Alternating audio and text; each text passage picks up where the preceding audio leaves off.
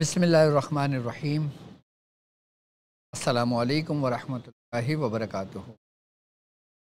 मैं अपने तमाम मुअज़्ज़िज़ हम सफ़र साथियों को, अपने तमाम पीर भाइयों को, अपने तमाम मुरीदीन को, अपने तमाम चाहने वालों को, जो लोग मेरे साथ इस रूहानी सफ़र में शामिल हैं, उन तमाम लोगों को, और जो कदम ब कदम शाना बशाना मेरे साथ साथ पहले दिन से सूरह कुरैश के कारवां में शामिल हैं, उन तमाम लोगों को, और वो लोग जो दुनिया में जहाँ कहीं भी मौजूद हैं, किसी न किसी ख़ानदान से उनकी वाबस्तगी है, किसी न किसी सिलसिले से जुड़े हुए हैं, अमलियात की जस्तजू में, रूहानियत के शौक़ में, सलासिल के ज़िक्र और अस्कार की तालीमात और सही तरीके जानने के लिए हमारे साथ जुड़े हैं। मैं उन तमाम लोगों को,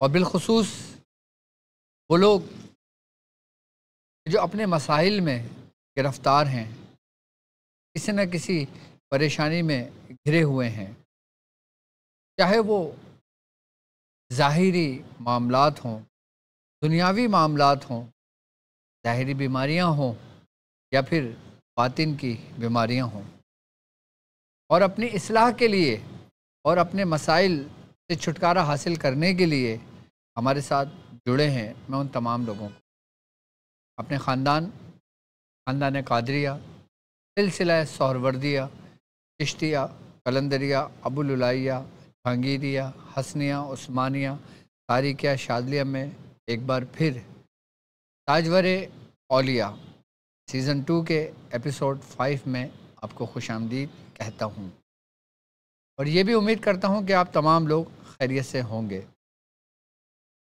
अल्हम्दुलिल्लाह, हमारा ये कामयाबी का सफ़र अपनी मंजिल की तरफ आगे रवां दवां है। जो ही कोई ना कोई ख़ास महीना या हुर्मत वाला महीना या फिर जो अफजल महीना है, जब वो आते हैं तो हम उसी ही की निस्बत से महफ़िल सजाते हैं। तो रबीउल गौस का महीना, जो सरकार गौस पाक का महीना है, तो हमने आपकी निस्बत से जो महफ़िल सजाई है, तो इस महफ़िल में हम आपसे जिन अमाल का ज़िक्र करते हैं, जिन की हयात पर हम गुफ्तगू करते हैं, और जिन तरीक़े कार जो हमारे बुज़ुर्गों से हम तक पहुँचे हैं, उसकी तरतीब और तरीक़ेकार आप तक पहुँचाते हैं, आपको समझाते हैं, तो ये तमाम के तमाम जितने भी हमारे बुज़ुर्गों के फ़यज़ात हैं, हमारे बुज़ुर्गों की बरकतें हैं, हमारे बुज़ुर्गों के अमाल हैं, हम आप तक उन अमानतों को उसी तरतीब और तरीके से पहुँचाते हैं जैसे हम तक हमारे बुज़ुर्गों से पहुँची। यकीनन हमें फ़ख्र है इस बात पे कि हम कादरी हैं, और ऐसे कादरी हैं कि जो हमारे सिलसिले के बुज़ुर्ग, जो हमारे सिलसिले के समझ लें कि जो सरबराह हैं, जो हमारे सिलसिले के मालिक हैं, कि जिन्हें दुनिया कुतुब रब्बानी, महबूब सुबहानी, मीर मीरा, हज़रत सैयदना शेख अब्दुल क़ादिर जिलानी रहमतुल्लाह अलैह के नाम से जानती है। हज़रत सैयदना शेख अब्दुल क़ादिर जिलानी रज़ी अल्लाह ताला अन्हु की ज़िंदगी से वक़फ़ियत तो मैं समझता हूँ कि हर मुसलमान आपसे वाकिफ़ है, क्योंकि आपकी हस्ती वो हस्ती है जो कुल औलिया अल्लाह की सरदार है।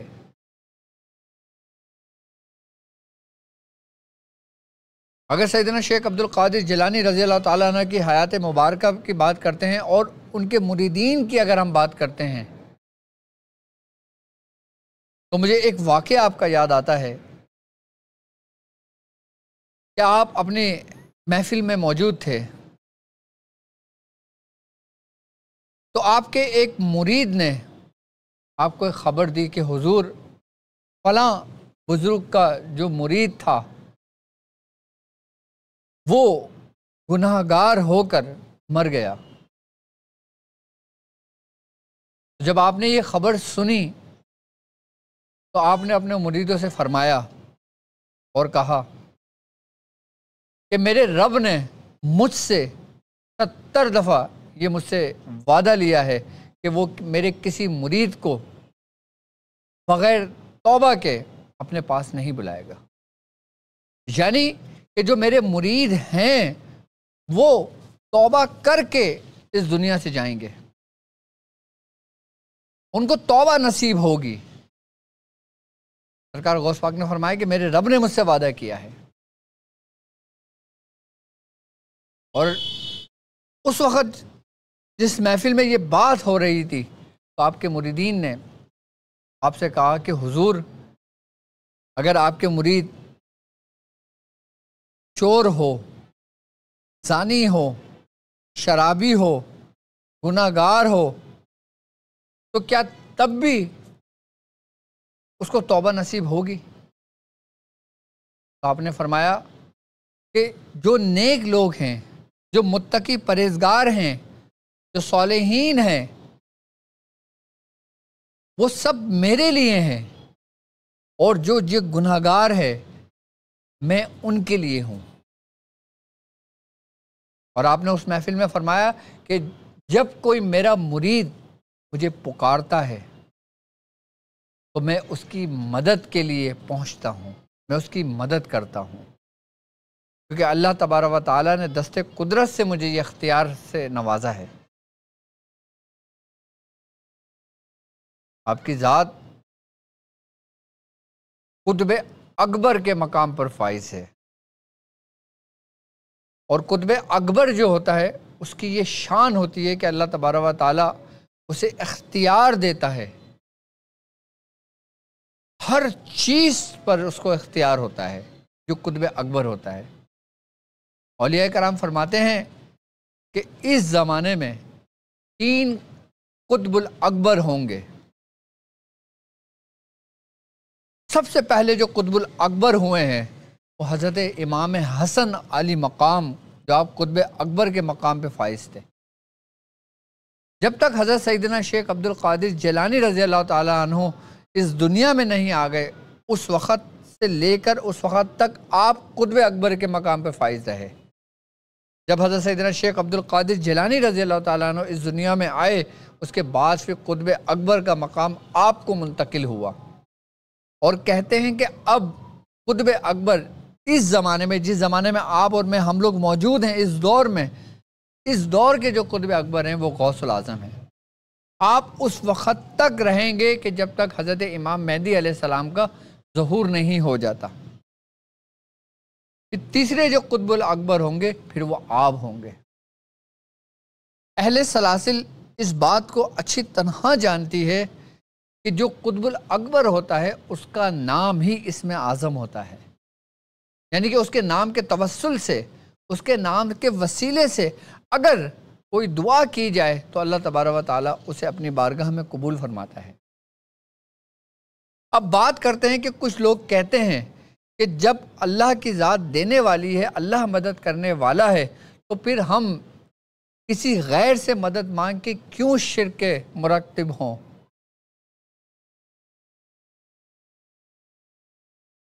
کہتے ہیں نا کہ بھائی اگر مانگنا ہے تو اللہ سے مانگو، اللہ کی ذات دینے والی ہے، غیر سے کیوں مانگتے ہیں؟ غیر سے مانگنا شرک ہے.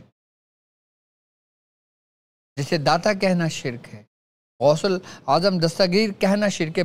لوگ کہتے ہیں، جبکہ ایسا نہیں ہے، یہ شرک نہیں ہے.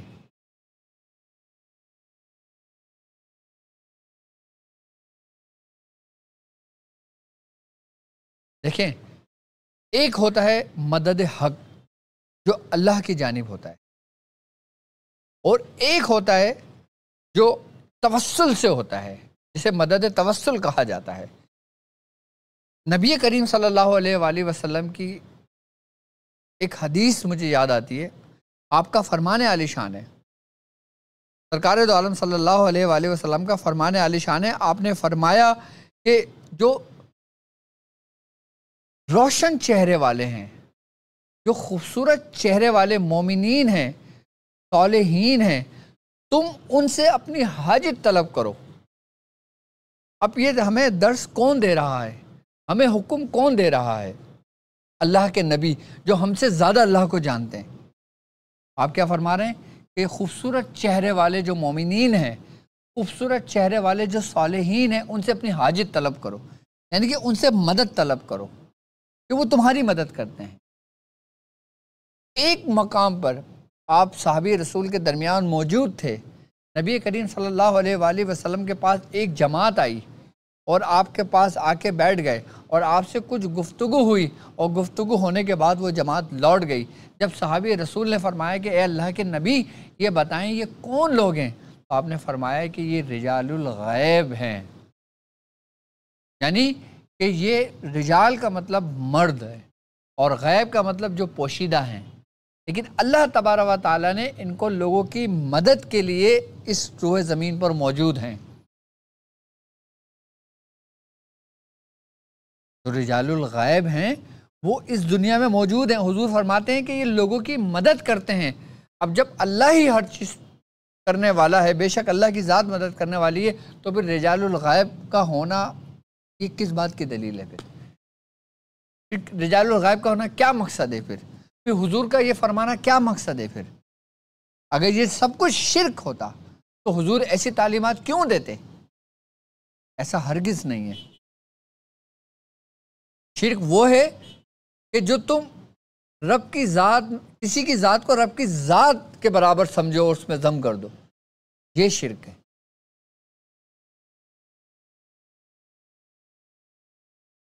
اب مثال کے طور پر اگر ایک شخص کو کسی چیز کی حاجت ہوتی ہے، اب وہ کسی شخص کے پاس جاتا ہے اور اس سے قرض مانگتا ہے، اب وہ قرض دینے والا اس کی مدد کر رہا ہے، تو مدد کرنے والی تو اللہ کی ذات ہے، وہ کیوں مدد کر رہا ہے؟ پھر وہ کیوں دے رہا ہے؟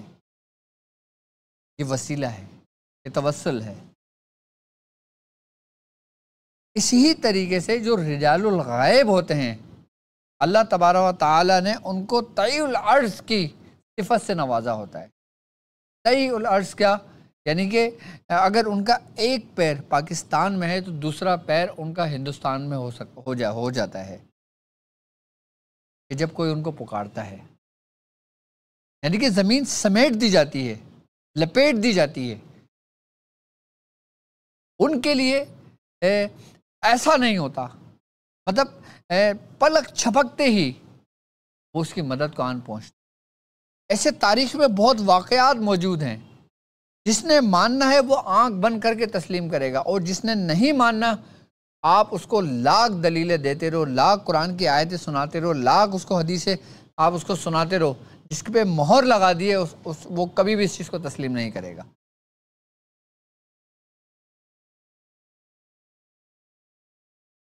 رجال الغیب بھی موجود ہیں، ابدال بھی موجود ہیں، قطب الاقطاب بھی موجود ہیں،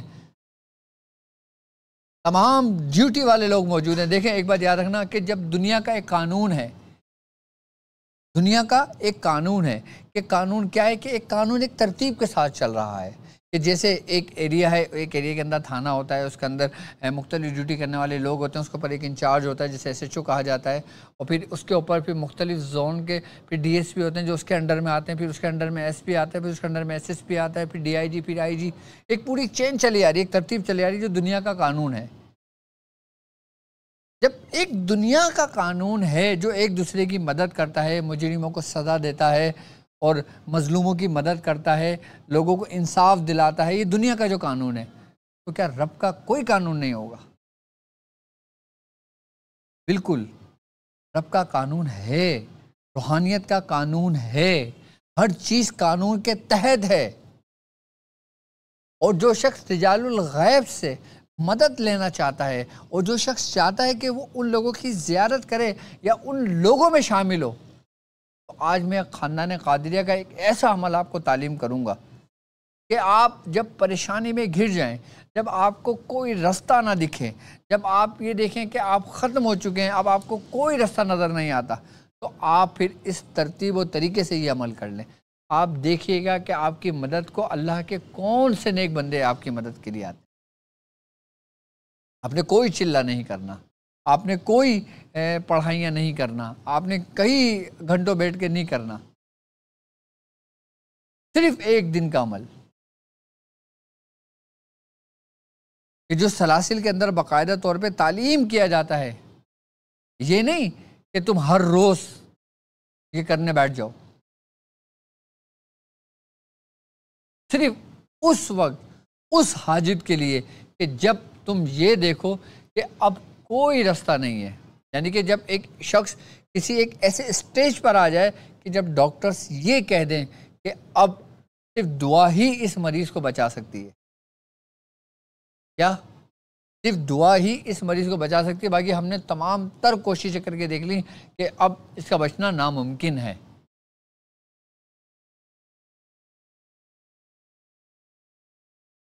تب آپ پکار کر دیکھیں کہ کیسے مدد ہوتی ہے.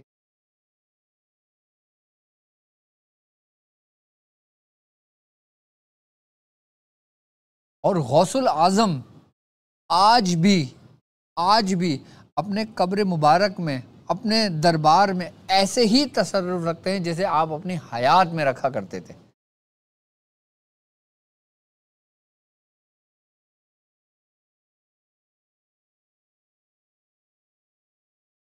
باذن اللہ، اللہ کے حکم سے. کیونکہ آپ کو قطب ربانی کہا گیا ہے. جب ایک شہید نہیں مرتا، وہ زندہ ہوتا ہے، ہم عقل نہیں رکھتے، ہم شعور نہیں رکھتے، ہم اس کو دیکھتے نہیں ہیں. جبکہ قرآن کہہ رہا ہے کہ جو اللہ کی راہ میں شہید ہو اسے مردہ نہ کہو، اور جو اللہ کا محبوب ہو. ایک عام بندہ جو اللہ کی راہ میں شہید ہو رہا ہے وہ زندہ ہے، اور جو اللہ کا محبوب ہو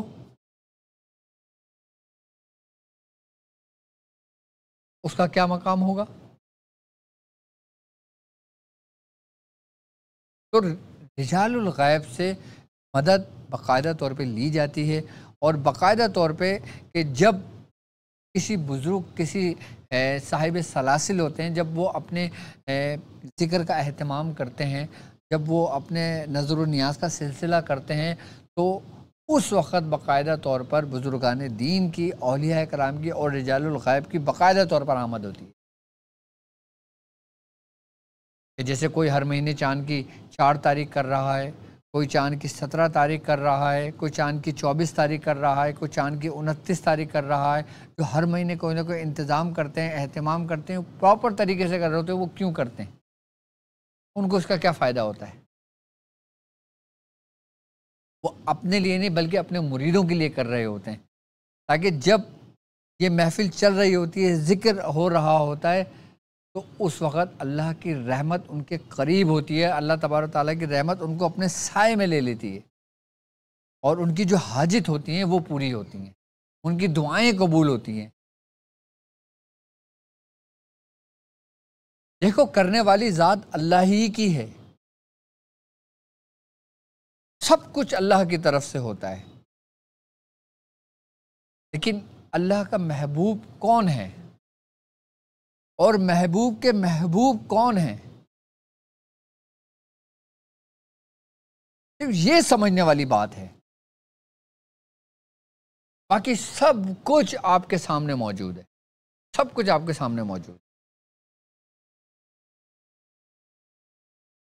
جب کبھی کسی پریشانی کے حالت میں گھر جائیں، جب کبھی ایسے مقام پر آ جائیں کہ جب کوئی رستہ نہ دکھ رہا ہو، کیوں؟ کیونکہ جو یہ رجال الغیب ہے نا، یہ تمام کے تمام جتنے بھی ڈیوٹی والے لوگ ہوتے ہیں، یہ سب کے سب جو ماتحت ہوتے ہیں، یہ قطب الاکبر کے ہوتے ہیں. اور جو قطب الاکبر ہے وہ غوث العظم ہے. یعنی کہ جتنے بھی اس دور میں یا اس دور سے پہلے جو گزر چکے ہیں، وہ تمام کے تمام جتنے بھی ڈیوٹی والے لوگ تھے، جتنے بھی روحانیت کو تقسیم کرنے والے لوگ تھے، سلاسل کی خدمت کرنے والے لوگ تھے، لوگوں کی مدد کرنے والے لوگ تھے، وہ تمام کے تمام آپ ہی کے ماتحت ہیں. دربار غوثیت سے ہی باقاعدہ طور پہ منتقلی کی جاتی ہے.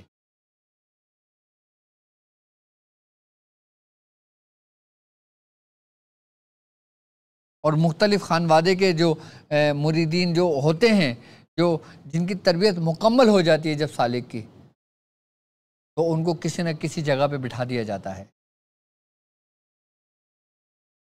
لیکن جو شخص جس مقام پہ بٹھایا جاتا ہے، وہ شخص کبھی بھی اپنی زبان سے یہ نہیں کہے گا کہ وہ کس مقام پر فائز ہے، اور اگر کوئی شخص کہہ دے کہ میں اس مقام پر فائز ہوں اس دور میں، تو یہ سمجھ لو کہ وہ جھوٹا ہے۔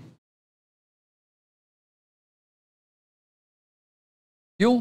کیونکہ وہ مقام، جس مقام پہ اس کو بٹھایا جاتا ہے، جس جگہ اس کو بٹھایا جاتا ہے، جو مقام و مرتبہ اس کو دیا جاتا ہے، یہ ایک راز ہوتا ہے، اور اگر جب راز کھل جاتا ہے تو وہ راز نہیں رہتا۔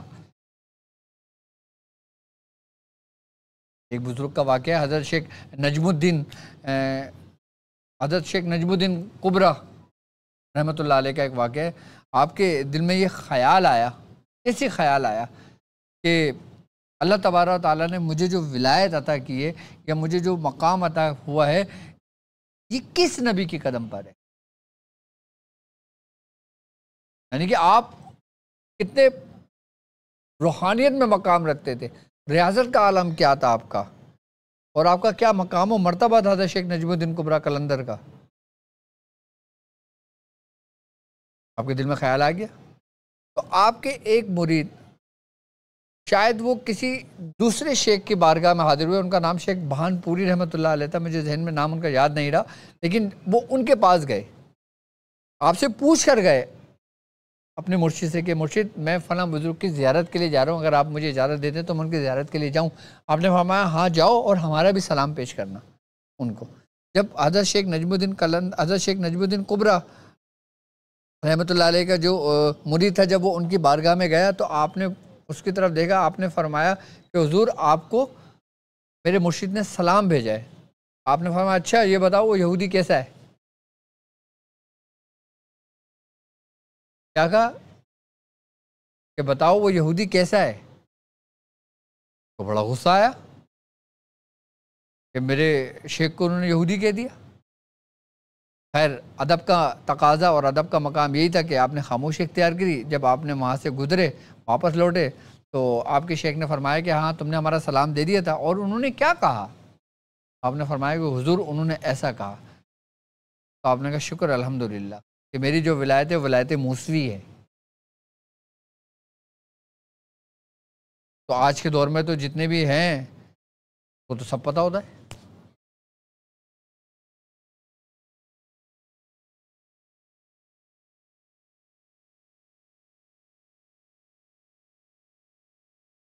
تو یہ بات یاد رکھیے گا کہ جو شخص جس مقام پر بھی ہوتا ہے وہ اس کو خبر نہیں ہوتی۔